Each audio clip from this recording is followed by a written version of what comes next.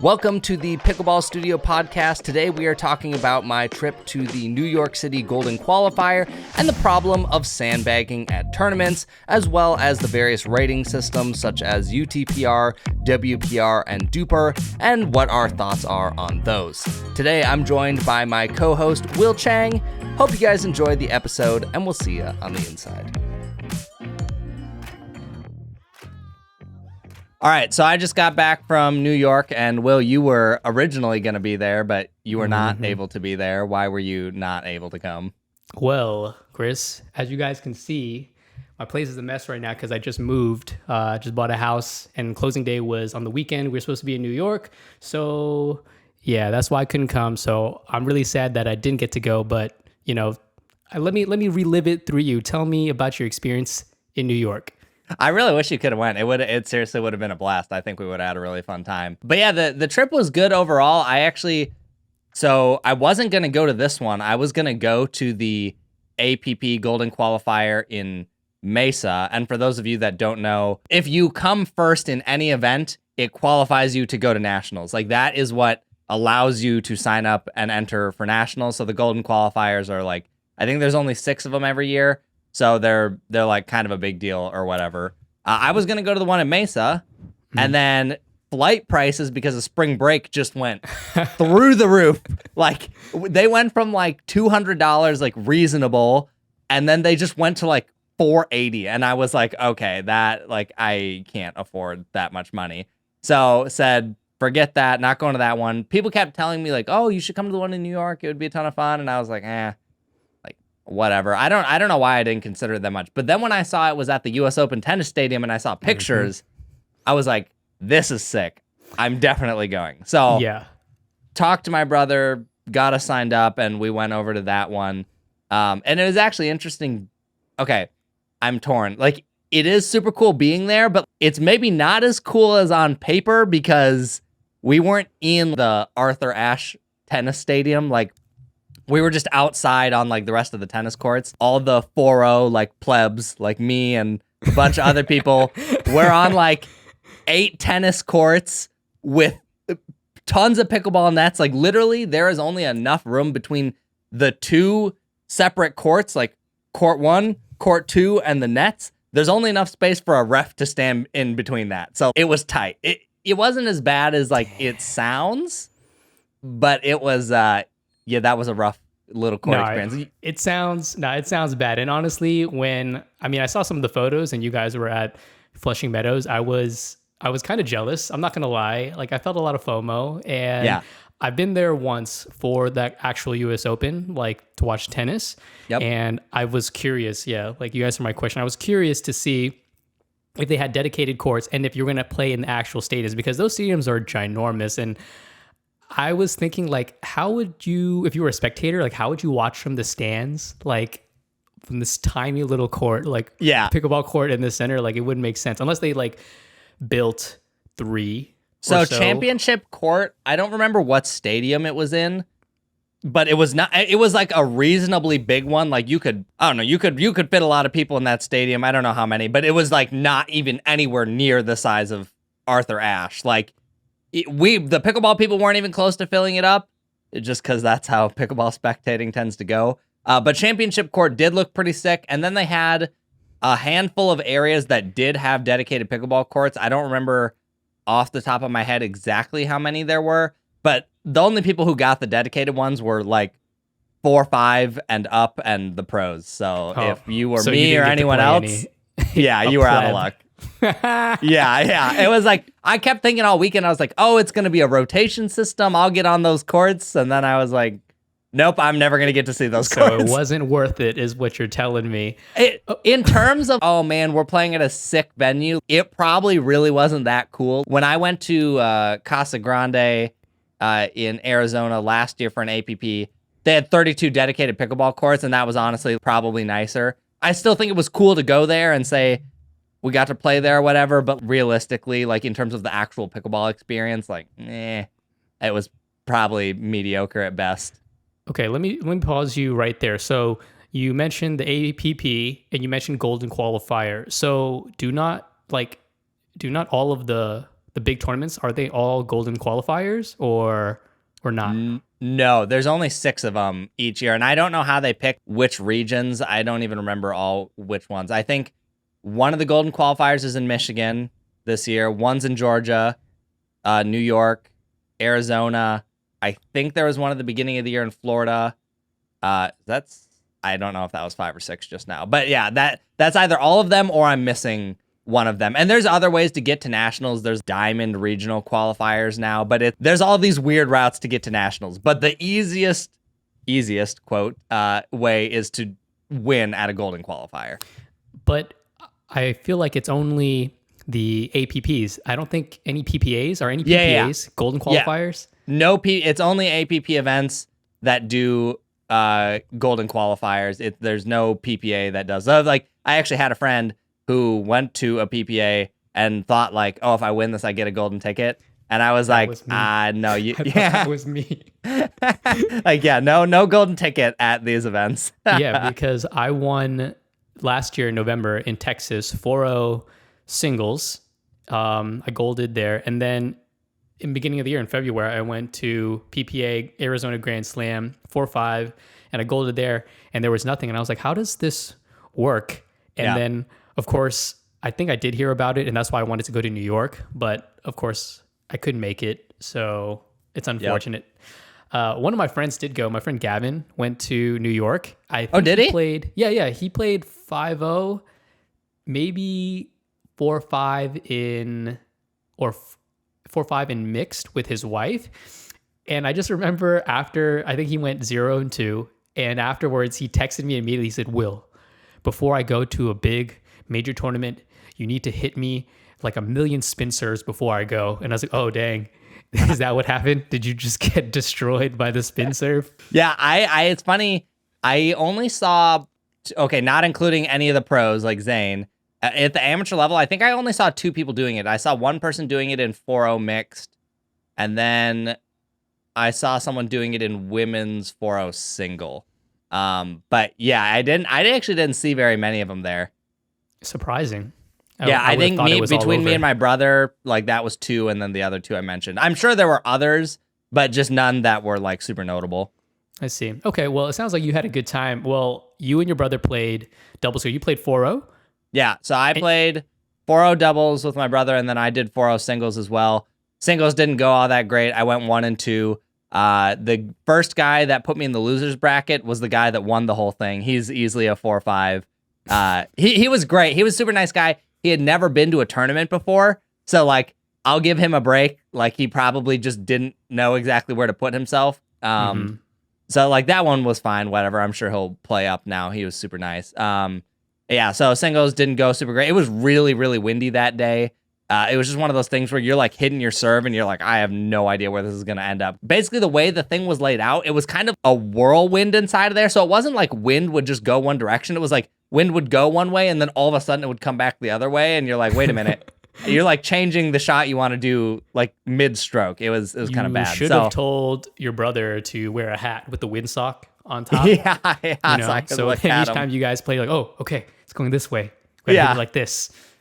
That would have been great. So yeah, singles was whatever. I was a little disappointed. I would have liked to go farther because I really like singles. But it was just, I don't know, it just wasn't my day for that. Doubles was good. I'm trying to recall exactly how this went. So the first team we played, they knocked us out. They were actually very funny. So we get there, we start warming up. They seem, at first I was a little off put by them. I was kind of like, these guys seem like they're kind of mean. And I don't know what gave me that vibe, but I was like, okay, these guys are kind of mean. And so we're like playing the game and they hit a ball at me as like the very first point. And like it would have, body bagged me or whatever, but I kind of like blocked it. They immediately apologized and I was like, it's a tournament. Like I don't know. You didn't even hit me. You don't have to apologize for that. So I was kind of thrown off because I had this vision of them being mean. So I was like, is he being sarcastic? Well, then the next one, they hit a dink out wide by like millimeters to the point where someone could probably argue it. But I was like, oh, it's out. And he goes, oh yeah, that's a good line call. And at this point, I was like, this guy's screwing with me. He's being sarcastic and he's pissed about my call. So now I'm in my own head about this whole thing. I was just long story short, I realized these people are super nice. Like, they're from Hawaii. Oh, yeah. Insanely nice people. Yeah, we chatted with them afterwards. They were super great. But they beat me and my brother like 5'11", 4'11", or 6'11", or something. Dang, you got destroyed. Yeah, that was an unfortunate way to start. I wasn't super happy about it. I think I cannot remember. We might have gone to 3 games, actually. I can't remember. It doesn't really matter. Anyways, they sent us to the losers bracket. They were solid people. Then we go to the losers bracket, get a rain delay, whatever. Actually, before we go into this, just so people know, this is all leading up to the sandbagging portion of the story, which is a very important part of the story. And before we got to New York, I was like, well, DUPR exists. Let's go look everyone up that I can look up.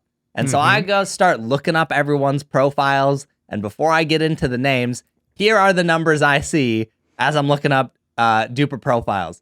438, 445, 438, 462, 442, 453, 47, 435, 463, 4.56, 4.56, and 4.83. At the time, that 4.83 was actually a like 502, I think. So it's funny, his actually went down a little after this tournament, which is kind of odd. But so I was like already a little tilted, like going in. People, going into a golden qualifier that people are going to sandbag. Everyone wants that golden ticket. So like when you talk to anyone about these tournaments, they always say play half a point down. I hate sandbagging with a passion. So like I refuse to do that. I had friends that said, dude, your UTPR is 3.5. You should just play 3.5. And I was like, I do not want my golden ticket in 3.5. That's not the rating I play right now. And I assure you, by the time I get to nationals, I'm definitely not a 3.5. So I didn't want to do that. So clearly everyone in my bracket was doing this. Me and my brother were probably the lowest rated people in that bracket, right at about 4-0. So yeah, Chris we were a little making excuses because he's bad. that you know me. I love to make my excuses. Wait. Before we continue, I just for those of you out there who are listening, if you don't know what sandbagging is, let's see. Let's look this up on Urban Dictionary. Sandbag: when a player in any game chooses on purpose to not play their best. Normally, this is because they are too superior. They want to hustle you, or they are too lazy to play their best with nothing on the line. But that doesn't make any sense because the golden ticket qualifier was on the line and they still right. It's funny that that's the definition, because that is, at least in pickleball and probably most other sports, that is not how people use the definition. Like the way people use the definition is someone who plays down a skill division so that they have an easier time winning. At least in pickleball, that's how everyone refers to it. It might have gotten morphed over the years here, but yeah, in the context of pickleball, if someone is sandbagging, it just means like they're a 4-0 playing 3-5 so that they can get easier win. You listed out all the numbers. I'm curious what the average of those DUPRs were, because you're obviously not 4-0. What's your DUPR, like 4.2? So my DUPR after the tournament is 4.02, and before the tournament, it was like 3.8, but honestly, that wasn't very accurate. That accounts for like a handful of matches that just like, or tournaments when I was a 3-5 and then I didn't play anything in between to like update. So that I had like 8 matches on DUPR before NYC. Okay. But but the numbers that you spit it out, from what I remember, didn't seem too egregious. What? There were like 4 3s, 4 4s, 4 5s. Yeah, so the 4 3s and 4 4s, that I'm like totally fine with. At that point, it's like, you're probably not going to win 4-5. You might even get beaten 4-5. But there's just a couple specific people in here. Yeah, who are they? One of them being Jonathan Trong. Oh, no way. I know Jonathan. Jonathan Trong from Virginia, Fairfax, Virginia. Yo, I used to play with him and his sister. Yeah, like I've played him a few times. His sister, Alex, is... She plays pro. She plays pro. She's a 5-0. Definitely, she plays sometimes she plays pro. I think actually this weekend, I'm not 100% sure, but her and one of our Minnesota females just played pro, and I think they got silver. I'm not 100% sure about that, but I thought I saw a post about them getting silver. Dang. But yeah, no, I know Jonathan. I played against Jonathan and Alex. Yeah, before. So next time you see him, ask him, why are you playing in 4-0 when your DUPR was 5? Here's the thing. I also looked up people's like Instagrams because I was like, well, maybe there's clips of people playing. What a stalker. Well, I know, right? Yeah.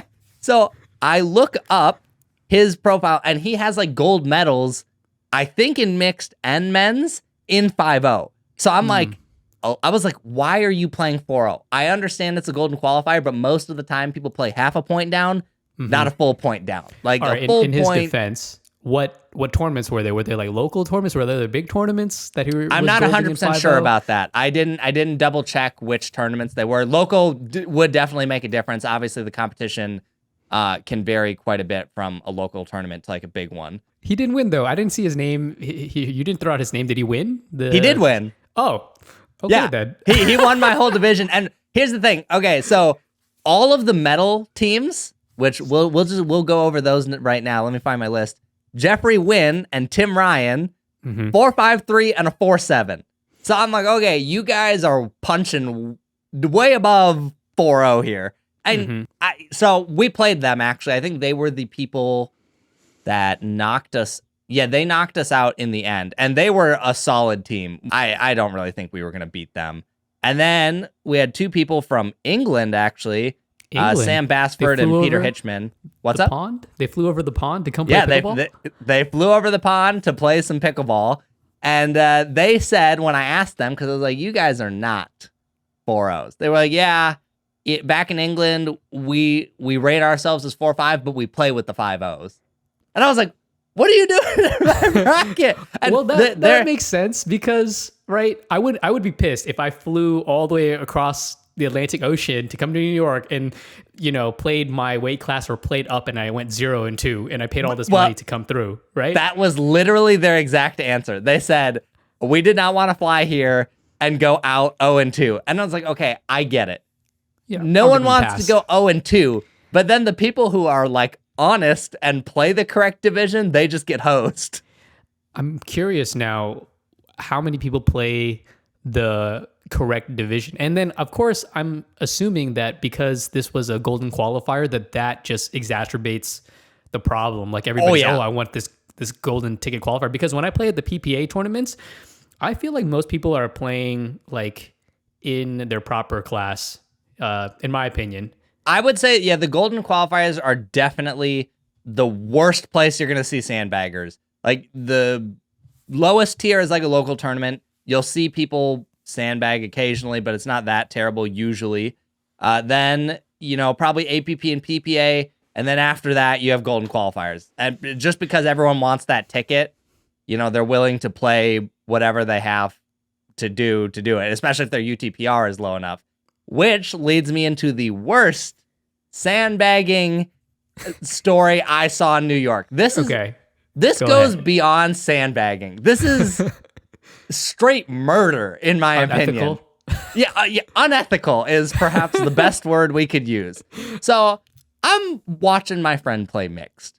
Her name is Kim. She is in 4-0 mixed. Okay, I'm like, I should go see how she's doing. I walk over to the court and I go, wait a minute. Is that Jake Kussmeiter?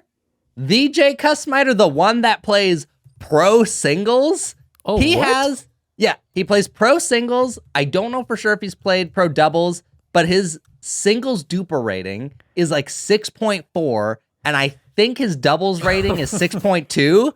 So he's literally 2.2 points above his skill division. And I called him out. I went up to him at the tournament and I said, why are you in 4-0? And he literally just goes, what do you say? He just goes, shh. And I was like, what do you mean? Shh? Like, what you, and here was the thing. So they're playing my friend Kim and I get over there and they're having this great point. And Kim or her partner lobs the ball, like perfect lob, taps the baseline. Like you have to run back and retrieve that ball. And I was like, the point's over. They got this. Or at the very least, they're going to hit a weak shot back that Kim can put away. Jake takes off full singles mode, does like a 2 feet slide past the baseline and just turns around and whips that ball like a perfect drive drop and just like dips below the net and taps her paddle and then falls into the net. And I was like, only a pro singles player could do this in 4-0 mixed. What did what what did Kim and her partner have to say about this? Were they mad? Well, okay, so when I told Kim, I was like, you know who that is, right? And she's like, yeah, it's Jake, isn't it? And she was like, at first, I was like, there's no way it's him. And then I saw him, was like, the hair does match Instagram, up. Trying to match and go to his face.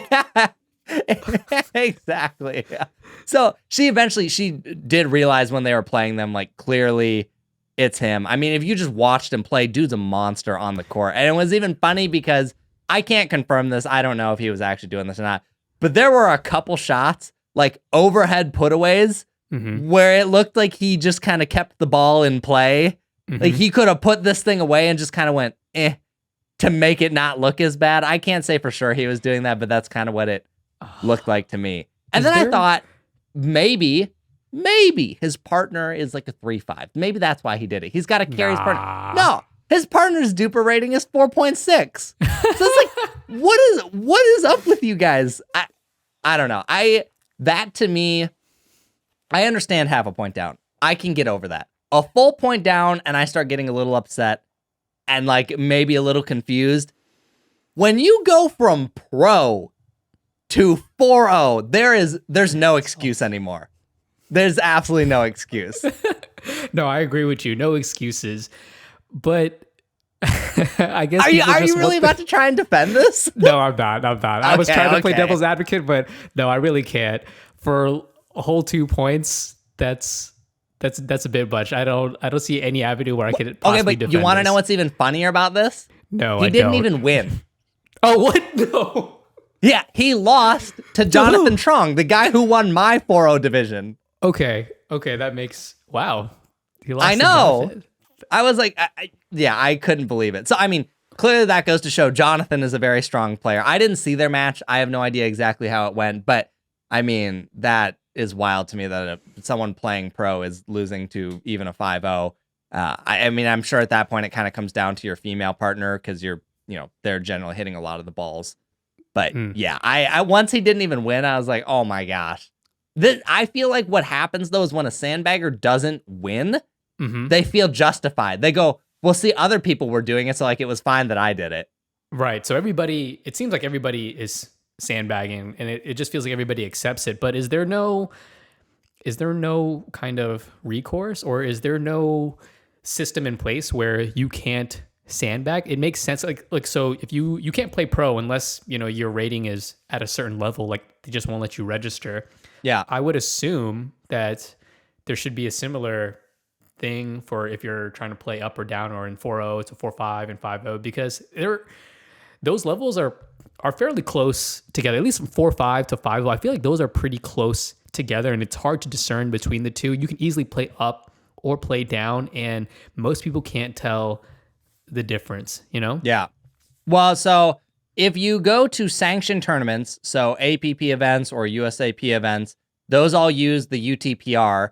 And the problem with UTPR is that it only updates if you go to a sanctioned tournament. And the problem is that all the sanctioned tournaments are in the South or, West Coast, like all the warm states, basically. So if you're someone like me in Minnesota, you don't get to go to a lot of these sanctioned events and update your UTPR. So what could happen is, let's say I went to one when I just started playing pickleball. I'm a 3-0. I go there, I get a UTPR of like 3.1. Well, now, if I play for a full year and I don't go to one of those tournaments, my UTPR is still 3.1. So the tournaments will still let you sign up for 3.0, I believe. Yeah, because once you go past 3.5, you can't play 3.0. So I could be like a 4.0 or a 4.5 at that point, but they'll still let me play that because they have no way to know that I'm actually a higher rating now. For all they know, I sat on the couch all year and didn't actually play anything. So go ahead. Yeah, I was looking at my UTPR. Actually, on pickleball tournaments, I don't have UTPR. I don't even know what UTPR stands for and what pickleballtournaments.com uses. I have a WPR, but yeah, I don't know how I get these ratings. The only rating system that I'm kind of familiar with is the DUPR rating, DUPR. So I don't know. Yeah, I didn't know how to get a UTPR, and I do want to try to play one pro tournament this year, but they say you need a UTPR, and I was like, okay, How do I get this? And I think you have to have a UTPR of 4.5 or above. So you have to go to one of the sanctioned events. And then WPR there's too many. Okay, so there's 3 main rating systems right now that I'm aware of. UTPR, which is what the USAP uses. So that's like the most official rating system that exists. Then there is WPR, which I believe is Pickleball Tournament's rating system. And that was to help hopefully eliminate sandbagging. So UTPR, only sanctioned tournaments. Okay. So very few of those in the broad sense of how many are on pickleball tournaments. Sanctioned ones are a small amount. WPR came out so that every single tournament on pickleballtournaments.com, you would get a rating. So it could help prevent sandbagging from local tournaments and stuff like that. So I could play one here, and if they use pickleball tournaments, I will get a WPR. And now that will stay more up to date because it doesn't have to be sanctioned. And then DUPR now actually also uses all of the results on pickleballtournaments.com because Tom Dundon bought pickleball tournaments. And I don't know if DUPR just like had a deal with pickleball tournaments. I guess I'm actually hazy on the details, but DUPR is an up and coming rating system, which I guess we'll talk about more in just a minute here. But basically for your original question, yeah, UTPR only gets updated at sanctioned events. And that's why it's so easy to sandbag is Jake's UTPR, I think, was only like 4.0 or 4.1 or something. So legally he can play 4.0, but ethically he shouldn't. He want that golden ticket. He want the ticket to the Willy Wonka factory at Nationals. Can you imagine though? Like you like maybe he starts winning some notable pro events and he just strolls up 4.0 Nationals. Like it's like it'd be like Ben Johns. I mean, he's not Ben Johns, but like know, someone like Ben Johns rolling up in 5.0. Like dude could probably play left-handed and win. So do they have to play that level when they go to Nationals? Okay, I am hazy on the information. So when I asked Ken Herman, who owns the APP, he said you did, but then I believe I had people double check that information, and it sounds like you can play up or maybe even down, which doesn't make any sense. So I'm not 100% sure about that information. I've heard conflicting things. Okay, because I just imagined then that 4.0 and maybe even 3.5 are just, at Nationals at least, are just super stacked, right? Oh, it was last year. I had 4 or 5 plus friends that were in 3.5, I believe. And they lost. And they lost, so they're playing... Okay, so it's really not too much... I guess it's not too much of a problem, I suppose, because you are getting the competition that you're supposed to be getting. I suppose it's just... Well, but imagine if you're a 3.5 that actually qualified properly, and now you're playing 4.5s. You're just like totally screwed. Okay, no, you're right. That would suck. I think my biggest thing with the whole problem is like it's really a self-perpetuating problem where people go, well, everyone sandbags, so I should just sandbag, which just continues the problem. If people would just not do that, we wouldn't have this problem. Like I will not play below what I feel my current skill level is. Like at this point, I'm 4.0. You're a good guy. So what? Obviously, you're a good guy. I would probably fall in the same boat, but I would say I'd go down 0.5 if I felt everybody else was doing it. But what would you, I guess, suggest to fix or alleviate the problem? So, in my opinion, the only way it gets fixed, and the USAP did make an announcement this year that was a little controversial in some people's eyes. They announced that they will allow tournaments to be run that are sanctioned without refs. So basically, if you meet all the other requirements, which I don't know those off the top of my head, you have to have like a certain number of courts. Maybe not even a certain number of courts. I think one of the things was you just had to have more than 350 people. So those will now count as sanctioned without having to have refs, which expands the possible areas that might allow the UTPR to stay more updated. But honestly, UTPR seems to just kind of be a dying rating system. It doesn't seem to stay up to date very well. A lot of people have complaints with it. I actually don't really know anyone who's happy with it, to be honest. The only way I think this gets fixed is if everyone starts using DUPR. DUPR, I think, is Whoa, you're shilling for DUPR now? Are you getting paid by DUPR? I should have talked to them before this podcast and been like, hey, you want to sponsor an episode? Maybe I'll reach out to them after this. You are in cahoots with Zane. I saw that DUPR of a commercial with Zane where he tattooed his rating in his arm with Deckelbar. That thing was pretty funny. I will say those DUPR commercials are actually hilarious. Like the acting is pretty good for people who obviously don't act, and the lines are just hilarious. Yeah, the lines are pretty funny. It's very The Office, like the style of the humor. Yep. So I guess we'll just go over for people who don't know what DUPR is. DUPR's not been around for very long, like maybe a year and a half, 2 years. I don't know exactly, but it's a new system.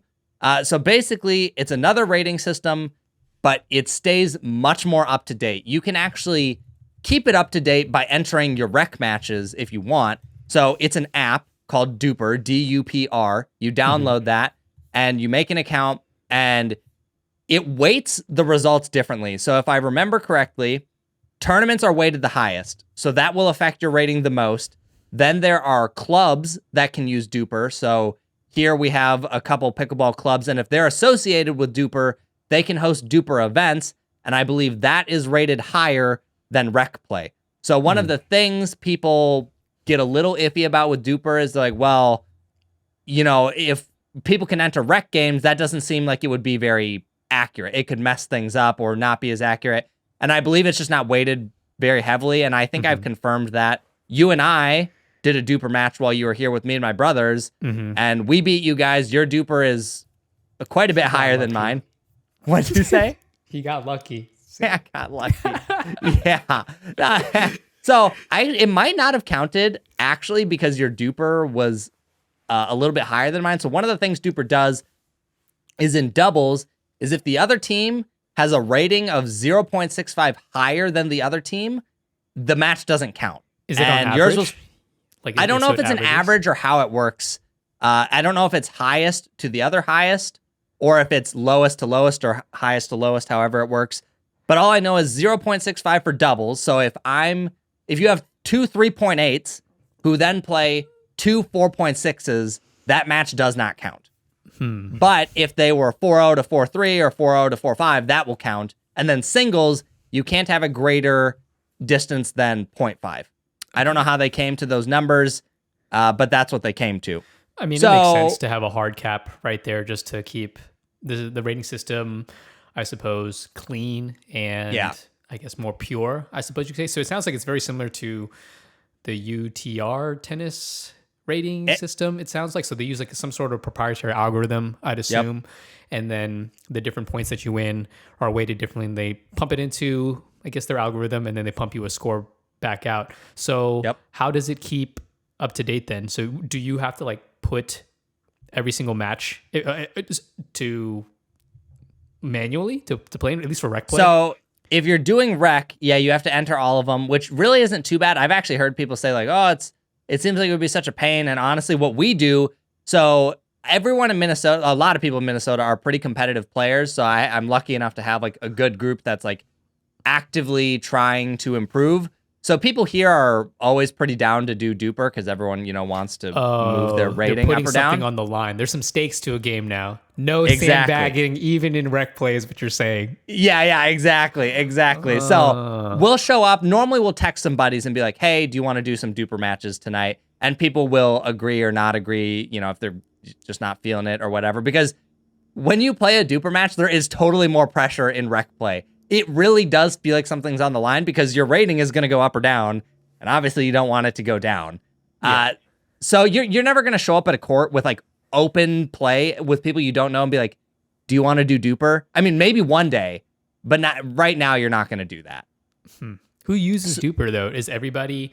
Nobody. So I'm in Tulsa, Oklahoma, and nobody really uses DUPR. They're not coming up like, hey, do you want to do a DUPR match? But my buddy Jay in LA, he's starting now to go to some group play, rec plays in the morning where they specifically go to play so they can add to their DUPR ratings, and they have DUPR matches, which I think is pretty cool. Add some stakes. Maybe that's why everybody in Minnesota, the average player in Minnesota or Minneapolis is very high. Like when I came to visit you, I was like, oh, wow, like everybody here is pretty good. Am I in the right place? It's weird. Everyone, I I've found it so funny just because I don't know anything different. When people are like, yeah, we don't use DUPR over here. No one even knows what it is. Like, we have competitive players, but just no one uses it. And I'm always confused because to me, everyone here is like, yeah, let's use it. This is great. So, yeah, it's funny that, and unfortunate that no one there uses it. But I do think as they become more known, it's going to become just a more standard thing. I really don't see how DUPR doesn't win unless UTPR has a major update or some other system comes out that just blows it out of the water. I think they win because they have an app. You can look people up. You can see their rating. You can see all the matches they've played recently. They even have a graph of like your win percentage that month. It just kind of feels like a game. It makes everything kind of feel more real, or it matters like an more. RPG. You're leveling up your stats. Yeah, exactly. You're trying to pump up your stats. Yeah. And one thing people always argue about, and I guess we should probably talk about this, is they say stuff like, well, wouldn't the other team, or maybe you find a friend who will throw for you in rec so you can boost your DUPR rating. Ooh. But I don't really see in what scenario someone would do that because it hurts their rating as well. Like, what if they don't care? What if they don't go to tournaments or something and they don't care? I mean, I suppose it's possible that they don't care, but if they don't care, why are they using DUPR, I suppose? Huh. Okay. I can't think of many scenarios where like you could actually cheat the system long term. Okay. But still, it doesn't really matter because if someone's throwing for you just so you can play up, and if you don't really belong there, you're just going to get trounced on. Exactly. You know, when you go to a real tournament or competition, or if you play somebody who's actually at that skill level, who's actually trying, then you're going to get wrecked. So then you just have like an inflated number that feeds your ego or whatever, but it won't end up meaning anything because it was inaccurate. But again, I really don't think most people are going to do that. I mean, maybe someone out there will prove me wrong. But another interesting thing I think about the DUPR algorithm is it prefers that you play with a lot of different people. So if you kept playing the same people over and over and over and over and over, and you kept beating them, it wouldn't just keep boosting your DUPR until you're a 5-0. I think the algorithm realizes like it's the same people. They consistently beat them by this much. And at some point, it probably won't really be updating your DUPR because they're stuck at 4-0. You've gotten to 4.2. You consistently beat them. Well, you keep beating them by that same amount. You're not going to go up beating someone who's worse than you.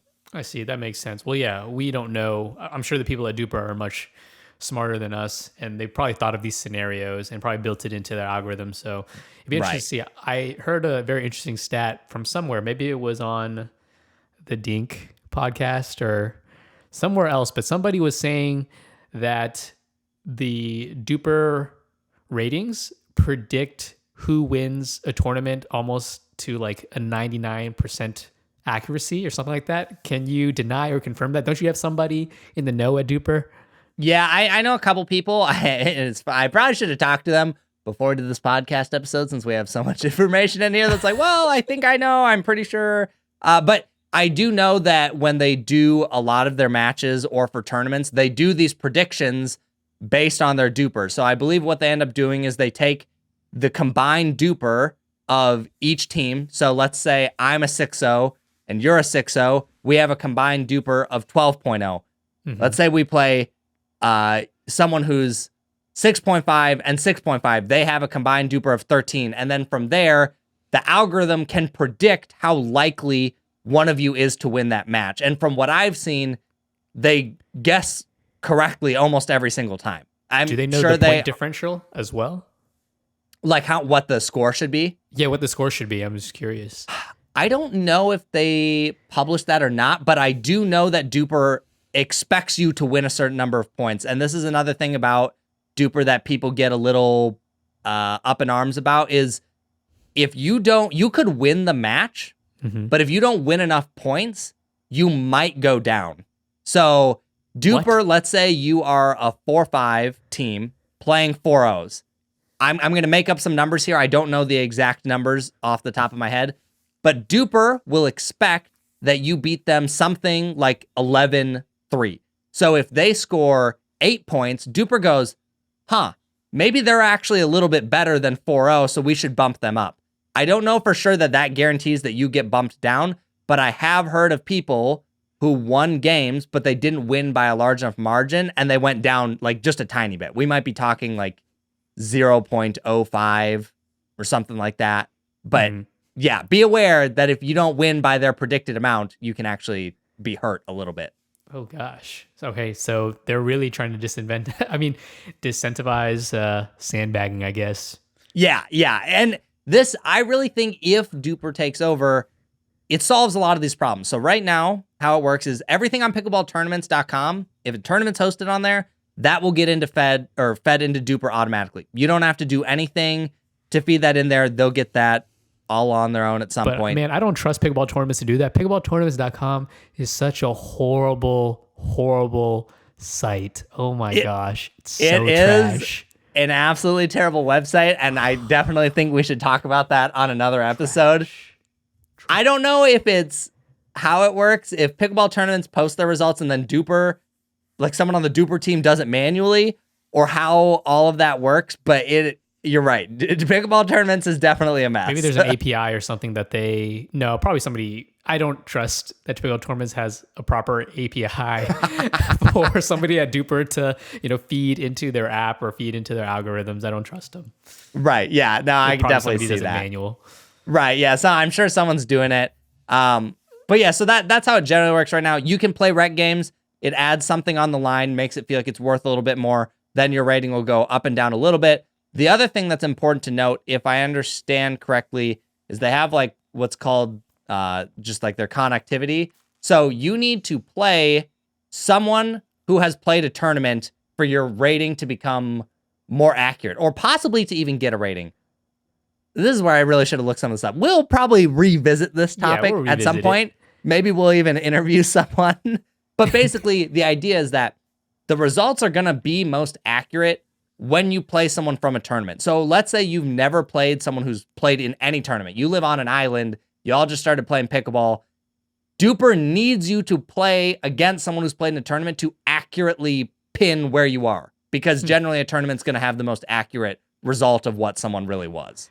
Are they really, though, when people are sandbagging from 5-0 or 6-0 to 4-0? How is that completely accurate? See, but then DUPR figures that out because they go, okay, wait, this team in 4-0 or these people playing in 4-0 are beating people like 11-1, 11-2. They're definitely not 4-0s. And then their DUPR just goes up. And you know what's interesting? They pulled out, I love this. I would love to see like a biggest sandbagger award at the end of the year from DUPR, because they made a post from a tournament. They took the average ratings of like what someone's rating was that won a skill division. And I can't remember which one was the worst, but one of them was like 0.8 higher than it should be for like one of the brackets. That's the whole point. Pretty much a whole point. Basically a whole point at that. It's like, that's just ridiculous. But they made a whole thing about it as an Instagram post. It was pretty funny to see, but also sad, because you're just sitting there going, wow, everyone is sandbagging. Everybody's sandbagging. Was there no controversy around that post? Or like what did people say in the comments? Were they upset? No one got specifically called out. I think it was just saying 3.5, 35 plus. Here is what the winning DUPR team was. But they didn't say who it was. We need to get this information so we can call them out, and give them that award. We can give that award out.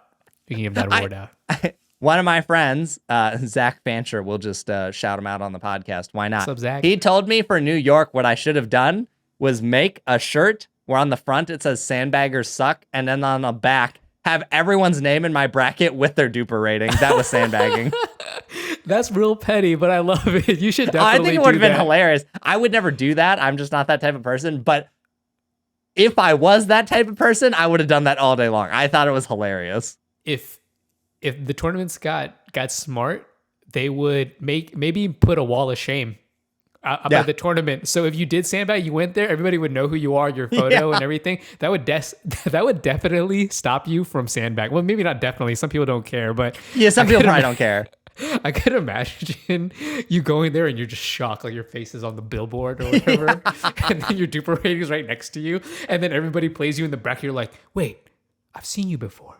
I've seen your picture. Yes. Oh, Yeah. So I really think what I would love to see in the future is the DUPR rating system takes over, because the more people use it, the more accurate it's going to become, right? If you have 5 matches in DUPR, it's possible that your rating's not going to be super accurate. But by the time you get to 100 plus matches, it's probably done a good job of pinpointing where you should be, especially if you've played some tournaments. Maybe you've played some club or some rec against other tournament players. It's probably got a pretty good idea of where you are. So I hope that, USAP partners up with DUPR and is like, let's just use your rating system. And then anyone that goes above a certain DUPR, and now that there's so many results getting inputted, boom, you can't play below that anymore. I don't think it'll completely fix it. Maybe people will purposely not play rec DUPR. They'll purposely not go to clubs and play DUPR so that they can keep it lower. I realize there's never going to be a perfect system, but I'd also love to see if you're stomping people in a tournament, maybe you just get disqualified. If you're in 4-0 and you're pickling literally everyone, you probably weren't a 4-0. Maybe instead of disqualifying, you get bumped up to the next bracket. I don't know. I see. Yeah, what if I go to a tournament and I'm sandbagging, but then I just make it seem real close? I'm sure it's not too hard to do. I see. It's interesting because I know people do that in tennis, but I feel like that would be... Maybe it wouldn't. I don't know. I guess if you're a good enough player, if you're a 6.2 singles player, like playing 4-0, you could throw shots and like maybe not make it super obvious and still win when you want to win. But I think it would be harder to do at a half a point skill level. Like as a 4-0, you could still beat a 4-5 for sure. So I think that 4-5 can't just necessarily turn it on to where they're like, I'm just going to win this. Okay, well, all you've done is convince me to not go to tournaments and play. This sounds I feel very heartbroken to go to a tournament. I mean, if I was new, right? If I was a new player and I want to test my mettle in a tournament and I heard this podcast, I'd be like, yeah, no, I'm not going to go compete. What should I do? I'm going to play in 2-0. And then you just find out there's not even a 2-0 bracket. I will say, if there are people who haven't been to a tournament before, especially a big one, and this really, again, this mostly applies to the Golden Qualifiers. It does apply to APP and PPA events. Not as much, but it does still happen there. The thing is, people aren't mean if they're sandbagging. You just might get beat pretty badly is really all you can expect. And, it doesn't ruin your thing. Me and Patrick went 3-1 in New York, I think, and we ended up in 4th. And I was happy with that result. I really don't think we would have beat any of the medal teams with how good they were. We watched them all play. Super solid play, just ridiculous shots. So you don't really have a bad time. It's just like, manage your expectations. If your expectation is, I'm going to go and I'm going to win this whole thing, you're probably going to be tilted when you inevitably face a sandbagger. Okay. So which tournament is this for you, number wise? So is this your 4th, 5th, 3rd? How many tournaments have you gone to since you started playing? So this is my 2nd APP. So I've done 3 big tournaments. I've done 2 APPs and a PPA tournament. And then I've done a bunch of local ones. I've kind of lost track of those at this point. I'm maybe at like 10 or 11 tournaments total. And overall, what is your experience with going to tournaments? You like them? Do you not like them? Are people nice? Are people mean? Are they too pumped up? Are they taking things too seriously? I personally love tournaments. I'm a super competitive person. So anywhere that I can go and like just completely let loose, you hold nothing back, I love that environment. So to me, they're super fun. What I will say is tournament environments, people are definitely, you find those hotheads, and I don't particularly like playing against people who are loud and angry. I don't mind if someone gets pumped up. That's fine. But when you're yelling and you're throwing a tantrum or you're yelling at your partner, that's not fun. And you do see some of that. I was actually just watching a tournament yesterday. It was a local one. And I saw mixed partners yelling at each other and just like people getting really upset. And that's like hard to watch. That doesn't feel fun. But generally, people aren't mean to you. People are going to call tighter lines. Things are going to be, if it's on the line, it might as well be out. At a lot of tournaments, that's what people joke about. That people will say that was tournament out. And what they mean by that is just... when in doubt, call it out. Yeah, exactly. That's most people's mantra at a more serious tournament. But they're fun. I think everyone should go to them. I think you meet a lot of fun people. The general vibe, very nice. Tons of fun people, just how you expect pickleball to be. but you've just got those people there who are like, I'm here to win and nothing else. Those people. So my first big tournament, which was in Texas, I was playing in the gold medal match in singles, and next to me was, I believe, was it 50 and over gold medal match for singles, and these guys were at each other's throats, yelling at each other. It's like, yo, you want that point? Yeah, I'll give you that point. Yeah, just take it. And I was like, no. You can keep that point. I don't need it. Like, I'm going to beat you without it anyways. And I was like, yeah. Dang, you're just hitting a plastic ball over a net. Y'all need to calm down. Relax. I watched some pretty intense lower level matches in New York that I was like, wow, you're really this upset about like a 3-0 or 3-5 match. I couldn't even believe it. Hey man, when a golden ticket is on the line to go to nationals, you gotta do what you gotta do, I suppose. I guess so, man. Whatever it takes. Sandbag, yell, throw a tantrum, whatever it takes to win your match. Is nationals even that cool? Because I haven't been. So you said you've been. So is it? Well, I actually haven't been. I've just had friends who went. So last year was my first year of pickleball, and I had friends who went in December. I've heard mixed things. I've heard it's kind of losing its prestige a little bit. You don't have as many top players going there anymore. And then obviously the sandbagging is a really big issue, so people aren't a fan of that. But it does sound like it's really cool. Like, I would love to go to one. I really want to play in one. I'm hoping, if I go to another Golden Qualifier here, that maybe I can qualify. But yeah, so I've heard mixed things. Some people love it, some people hate it. Where is nationals held at? I believe every year it's at the Indian Wells Tennis Center, which is, I think, a really big tennis center. Yeah, it's huge in Indian Wells, California. Yeah, it's California. I can't remember if it was California or if it was like Nevada or something. But yeah, definitely California. Yeah. Well, what's the next tournament that you're going to be going to? The next one unless something randomly comes up, the next one I will be doing is the Atlanta Metro Open, and I will likely be doing that with Shay Underwood, which will be nice. Are you gonna be sandbagging with Shay? Is Shay gonna be sandbagging to you? I'm glad. So might as well say it now. I'm sure somebody will be ready to kick my butt come the tournament. But I asked Shay, I was like, he kept saying, dude, I really want to partner with you. And I was like, you are a 5-0 on your way to pro. Mm-hmm. I'm a 4-0. I would like to go pro maybe one day. But our skill gap is just way too big to play. Either you got to play down or I got to play up. And neither of those are super fun scenarios. So I told him, I was like, by that tournament, I hope to be a 4-5. I'm going to train a bunch. That's what I want to be. What do you want to do? And he's like, we're playing 5-0. So it will be a Golden Qualifier 5-0 where I'm playing a full point up or at a minimum half a point up if I reach my goal of being a 4-5 by then. So yeah, I think you'll make it. And honestly, I'm going to that tournament as well. And my buddy Gavin asked me to play 5-0. Well, actually, I told him I would play with him. And I told him, just sign me up for whatever level you want to play. And then I got a text from him. I just signed us up. We're doing 5-0. I'm like, oh, snap. So I guess we'll see you in the gold medal match. Oh, I mean, naturally. And then obviously we'll have good content to talk about afterwards. Not only will listen and talk about, we'll have video. We'll probably have like 4 cameras filming this thing because we'll have you, me, Shay, and I'm sure we'll all be mic'd up.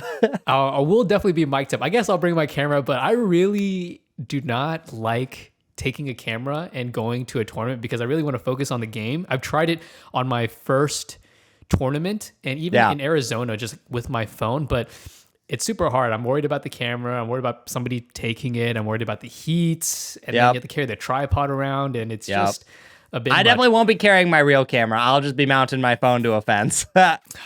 Gosh, okay. Well, you know how sick it would be, though, if it was actually us in the gold medal match? We have like a kitchen cam and then like 2 back cams or something. I don't know, that'd be pretty sweet. We would have the best. We can even, I don't know who does the videos for APP because I know PPA, Hella Bay, and Taylor Benson, they do a phenomenal job of just capturing the event. I don't know if APP has a dedicated video team or even like media photography team to. Yeah, I don't know if it's the same people every time for video at least. Maybe that can be us. Hey, that would be pretty sick. I have talked to them a little bit, and then we had conversations, and then things kind of dropped out, but maybe I'll have to revisit those. But the problem is I know if I go to these tournaments, I'm going to want to play. So I'm like, do I want to play or do I want to work? Well, I don't know. If we both get hired as a team, we can hire a team, or we can cover each other's days. We hire another team to come shoot while we go play. At least for our matches or whatnot. Or we'd have to mix and match. Like, okay, we can only play one bracket. You can only do like mixed or do men's doubles or do singles, and then we trade off, you know? Yeah. Yep. Totally. Oh, man. Well, I think we are at a pretty good length on this podcast. I think this is a pretty good discussion. Hopefully everyone enjoyed and learned something about the rating system and sandbagging here. So, yeah, this was a lot of fun, dude. Can't wait for the next one. I'm super excited for the next one, too. And here's a quick tip for anybody listening. If it's your first time going to a tournament, bring a lawn chair or some sort of foldable chair to carry around with you, because there's going to be a lot of time where you're waiting and there's not going to be enough seating for an area for you. And you're just going to want to sit down and relax until you wait for your next match. I completely agree with that. In New York, I was standing. There were even places to sit, but the problem is they were all in the sun. There was, you're going to be on your feet a lot and your feet will hurt. And I chose to stand and my feet definitely paid the price. Noob. That's why you lost. That's right. Definitely wasn't the sandbaggers in my bracket. You weren't tournament ready. That's what it was. You should know better. You've been to like 10 something tournaments. You should know better. Locals. Whatever. Same difference. Oh my goodness. All right. Good stuff. And we will catch you guys in the next podcast.